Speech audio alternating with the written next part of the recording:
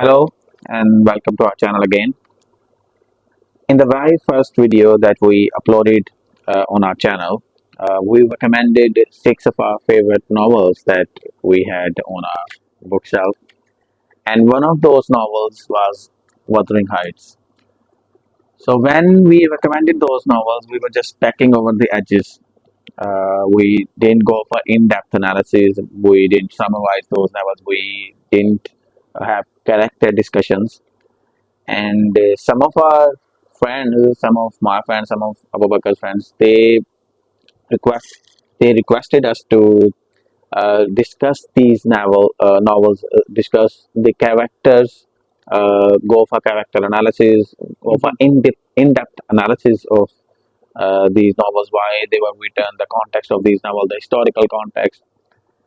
And the first novel that we chose to discuss, it's Wuthering Heights by Emily Bronte, and it is Abu Bakr's favorite novel. It is a favorite novel of a lot of my friends.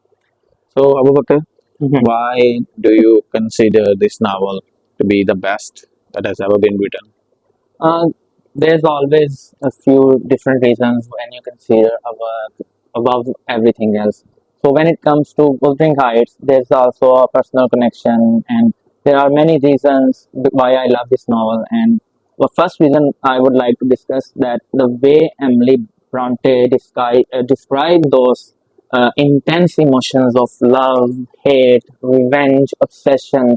And if you read the story of Catherine and Heathcliff and how from their childhood to their adult life, the journey and how these characters develop and the complexity about these characters that makes it look wonderful, and it creates a personal connection with the readers. And all those readers, if you have read this novel, you would understand what I'm trying to say, that the Emily Bronte, she describes this emotion of love, obsession, hate wonderfully, because these two characters, they of course they don't get married to each other, but their love, and Catherine, this in spite of loving Heathcliff, she does not marry Heathcliff.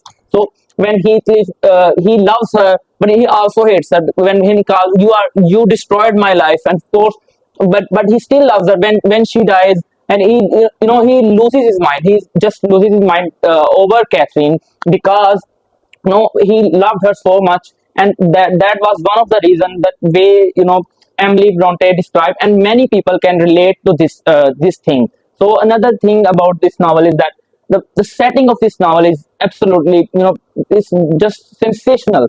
The atmospheric and haunting backdrop of this story, it mesmerizes the readers. How she it's a vivid description of the place of it is written in the moors of Yorkshire, the Harvard, the place you of course visited to. And of course you told me about the story when you visited this place, and how you can that's the beauty of literature. You can relate to the feelings of the author, to how she must have felt when she wrote this novel. So yeah, these things makes it a wonderful read for all the literature lovers. And Okay, so when last time we were discussing this novel, Mhm. I said that it's hauntingly beautiful. Yes, and chaotically and, and beautiful. yeah and you agreed with me. Why do you believe that this particular novel is haunting? It is because of that gothic genre, or because of the way he describes Heathcliff, and the way Wuthering Heights, just like we Of discussed course, about that Return of the Native as well, that agony. Acton Heath was a living breathing place. Yeah. Do you believe that Heights, that was a living breathing place as well? Absolutely, absolutely. And there is a quote, there is a mention of this when she tries to tell her dream, and she described that it takes me to into different realms, and then it just brings me back to the Wuthering Heights. So yeah, this place is it's one of the things. Of course, it's one of the many things that makes me feel love this novel. But the when we talk about chaotically beautiful, it's chaos because it's a tragic love story, because they don't meet, and Catherine died, and it had an impact on the coming generations too. But when we say chaotically beautiful, is that their love story is brilliant. Their intense emotions, the way they felt for each other, and when Catherine, she told her nanny that he means he means more than anything to me. Yeah, he's more myself Than I. So yeah, yeah, these kind of things, because it is tragic, but it's chaotically beautiful, because it is chaotic, but it's beautiful. The way she described, the way Emily Bronte described, the way the setting of the novel, the place, the Okay. description, the vivid description, like just Okay, like I so said. some of the characters, like you look at Catherine, she's a typical character. You might say that there is nothing special. You might find such characters in a lot of other novels as well. But when it comes to Heathcliff, he's really different. You look at some of the greatest villains, or may I say some of the greatest anti-heroes in literature, like Satan in Yeah. Paradise Lost, Mhm. like Byronic anti-heroes. Mhm. But you look at Heathcliff, and there is no way you can say if he is a character worthy of Praise of course, yeah, of worthy love. of inspiring others. But there is something like he feels like he's a mixture of good and evil, just like Macbeth. But Mhm. just think about it. He tries to No, exhume her body as well. I'll explain this. To my understanding, what is, I was just recently, a few days back, I was watching a video, of course. So that when you love someone, more than yourself, and you take it to extreme level, what happens then? What happens then? He loved Catherine more than anything else. He was madly in love with her. And when he overheard those conversation, when Kathy told her that I cannot marry Heathcliff because it would degrade me to marry him, but he doesn't, listen to anything at all. He does not listen to those dialogues when she tells him that he means everything to me. He's more myself than I. So he loves Catherine more than anything else, and she does not marry him. And then he goes away, and because when you love someone and that love is not reciprocated, or you don't get it, then what happens? You cannot hate that person. So he cannot possibly hate Catherine. So what happens? He starts hating himself, and that's a deep psychology, and not many people understand. But those who have read this novel in the you know deeply understood this novel, they can relate to and they can understand. And so he starts hating himself. He doesn't love himself. He doesn't like himself, and that is the reason why he hated Hareton and the daughter, his own daughter, his own son Linton. Yeah. So yeah, that was the reason. And villain or hero, it's a different thing. But he starts hating himself. Okay, of course we understand. We cannot call him a character that it is inspiring or praiseworthy, but he starts hating himself because he cannot hate Kathy. But I was trying to suggest that you look at the way she has portrayed his character. Mhm. He has only one name, Heathcliff. We don't know where he came from. Yes. Okay, we don't know about his childhood. We don't know about his parents, and the way he tried to exhume the body. This is satanic ritual. Mhm. So maybe in her mind she was inspired by that Satan's character in Paradise Lost, because we tend to fall in love with Satan as well. Yes. We Yes. believe he had an injured merit. He was hard done by the Mhm. circumstances, and he was challenging the authority, just like Heathcliff. He was challenging the Yes, of authority, course. and he was expelled. Both were expelled, and there is a tendency among the readers when they listen to his speeches, when they read Satan's five speeches in the Mhm. Paradise Lost book one, and when they try to analyze the character of Heathcliff, there is a tendency among the readers, although they know that they are the characters not worthy of admiration, not worthy of inspiration, but Yes. somehow they do believe that these characters they deserve some sort of empathy, love, Yes, and respect. I believe the character of Heathcliff, it does, it does deserve a kind of empathy, because if we look at his child, it's a kind totally Traumatized. yes. So he's traumatized from, they don't like him, the brother, the sister. Only Kathy liked him, and he was hated, he was beaten, and no one liked him. So that was one of the reasons that contributed to his coldness, cold behavior. Okay. Exactly. So So a few days back, I was watching a video with regards to Wuthering Heights, and in that video, that was the very first time I came to know that Mary Ann Evans, George Eliot, and she was an intellectual of that era. She was wonderful Yes. writer herself. Okay, she and her husband George Henry Lewis, both of them read this particular novel and they considered it immoral. So a lot of people in that era they were shocked because when she published this novel, it was published under Under the the name name of Alice Wells. Why? Alice Bell, of course. So they knew this would spark controversy. Yes. So what was the in the 21st century? I know we are living in a different era. We are more open minded. We are more liberal now. But what do you believe was one particular thing that sparked this controversy, and many of the readers who read this particular novel, including George Eliot, she must have been a very Actually, liberal woman. Why they considered it immoral? when we talk about something like this, we have to consider the backdrop and the social dynamics of that time. So when we look at that Victorian era, we know that was a tumultuous era. That was chaotic era itself. So when we look at, we discussed Hardy's novel too, and they were also considered immoral and controversial. So that was the reason, because the social dynamics of that time were different. They were rigidness and extremism at its peak. In So why is it immoral? Because of that dark love story? Yes, of course, that they did not like that kind of literature in those times, and that was one of the reasons with test too. Of course, they did not like that story. But why are you writing these kind of things? That was also said to Hardy, of course, and he had to change the name of his novel too, of course, because he called Tess a pure woman. So that was the reason why. And one of the and another thing was, she was a lady, she was a female. That was, no, they were not. The reason why she didn't even Yes, publish it under our her own real name. name as well.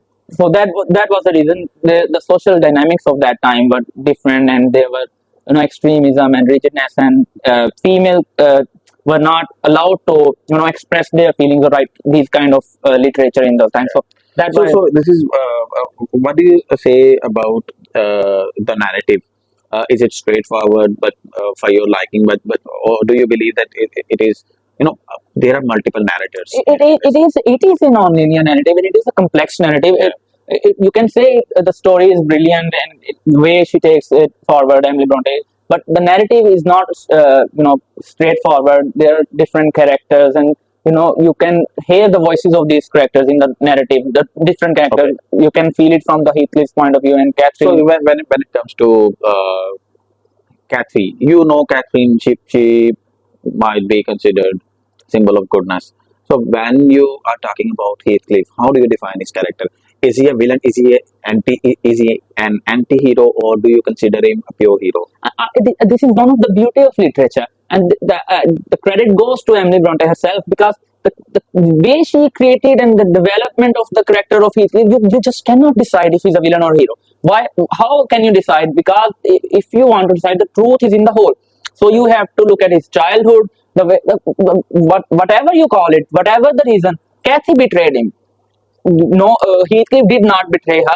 Okay, he left her Yeah. 3 years, no contact whatsoever. But when he overheard those words, Kathy did not want to marry her, so he could not possibly. The one who dies, that particular Our person. sympathies and sympathies goes with that No, person. So and that it's a person is natural human tendency. person is free, but the person who stays alive, And he is even, the one who of course, suffers. and even when she dies, he went on to no, Yeah, no, no, no, take any form, haunt me, haunt me, of course. and this novel is famous for some of the best quotes in English literature, Yes, like the one you mentioned. What was there are many different yeah, quotes. he's more myself. Okay, yeah, He he was, shall never know that I love him because he's more myself than I am. and another. You If say this you see this on a lot of Instagram reels or Yes, yes. And another quote, when she said, if he vanishes, if he is annihilated, the yeah. whole universe turns into a stranger.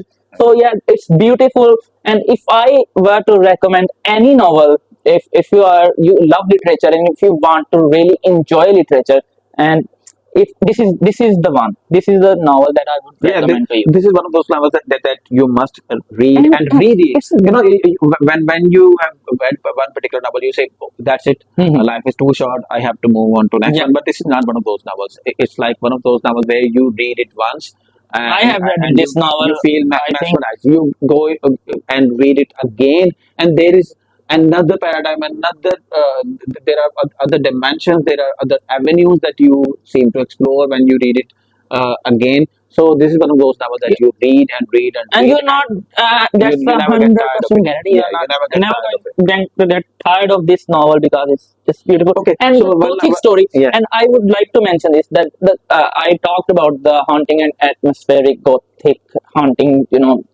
backdrop of this story. It creates a feeling of distinctive mood, and that creates nostalgia and romance. So, and this was one way of portraying the mhm. inner turmoil Yes, yes, in and Emily Bronte, because the way they suffered because of the very strict mhm, of father, course. the way he used to discipline them. So it was kind of it was her way of giving vent to her inner turmoil, her inner And we were feelings. talking about this thing a few days back, that those emotions that are intense to you, or even if you love them or hate them, those are the emotions that you write, brilliantly, Yeah, because there is so much intensity, so much fire. So that was when you read this novel, you can understand and relate to Emily Bronte's feeling. yeah, That exactly. So writer, when where does this come from? The subject matter.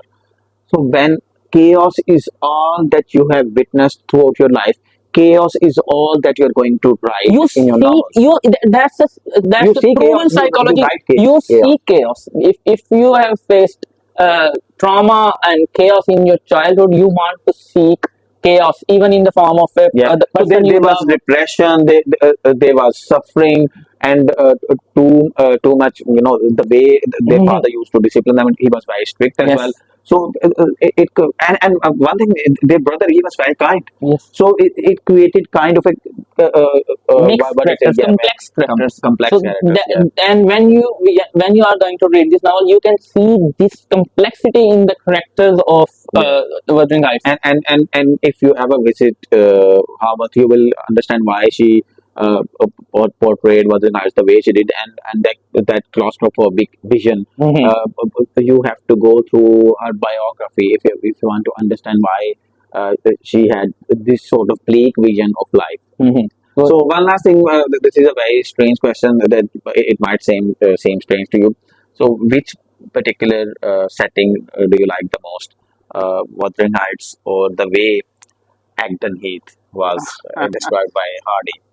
I don't like these kind of questions because But who do you believe was more mature when describing the if we place, if we talk about just the place? if we talk about maturity, and then we would have to go for Thomas Hardy. But if you ask me that why would which of the novel I would And recommend, it's not just love, only the place, yeah, the way. the place, the way, I think Which particular place haunts you the most? Acton Heath or of course Agden Heath hurts me the most. But yes, of course, but you cannot take away anything from Wuthering Heights too. Of course, the way Emily Bronte described, and it is my favorite novel. so this is the start of our series. This was very first Of episode in course. which we discuss novels in depth. We go for character discussions. We go for character analysis, Mhm. and this series will continue to go. So this was first video, and hope you like this particular video. And I really want the viewers and the readers to go for Wuthering Heights, and you will never be disappointed by this particular novel. It's a must read. So yeah. Good Till luck. then, take care. Goodbye.